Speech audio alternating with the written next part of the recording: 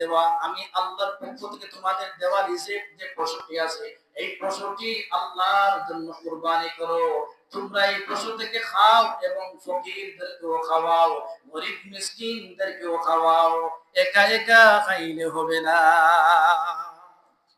খাবারও নির্দেশ আল্লাহ রাব্বুল আলামিন কি করতেছেন এখানে দিবেন, ওয়াতইমুল বাঈস বলে, ওয়াতইমুল বাঈসাল ফকির, ফকিরদেরকে তোমরা কি করো, এক অংশ।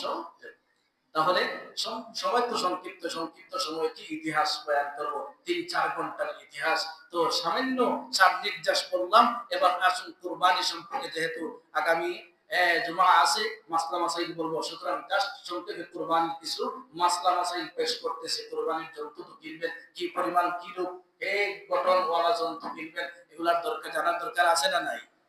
আগামী শুক্রবার থেকে অন্তিম পর্যায়ে, অন্তিম পর্যায়ে, এর আগে তো কিনতে হবে। কুরবানির জন্তু হলো গৃহপালিত, বন্য নয়। হরিণ দিয়ে কুরবানি দিলে কুরবানি হবে না, বন্য পশু দিয়ে, বন্য গরু দিয়ে কুরবানি দিলে কুরবানি হবে না। গৃহপালিত পশু, গরু হোক আর মহিষ হোক আর উট হোক আর বকরি হোক আর বেড়া হোক আর দুম্বা হোক, এগুলাই হতে হবে গৃহপালিত পশু। এদের বয়স হলো উটের জন্য 5 বছর। উটের জন্য কয় বছর? 5 বছর। আর গরু মহিষের জন্য 2 বছর, আর বেড়া দুম্বার জন্য 1 বছর। তবে 6 মাসের বেড়াকে যদি দেখতে 1 বছরের মতো মনে হয়, তাহলে এই জন্তু দিয়ে কুরবানি করতে পারবেন, কোনো অসুবিধা নাই। এবার আসুন কুরবানির জন্তু কিনবেন। তো কুরবানির জন্তু এমন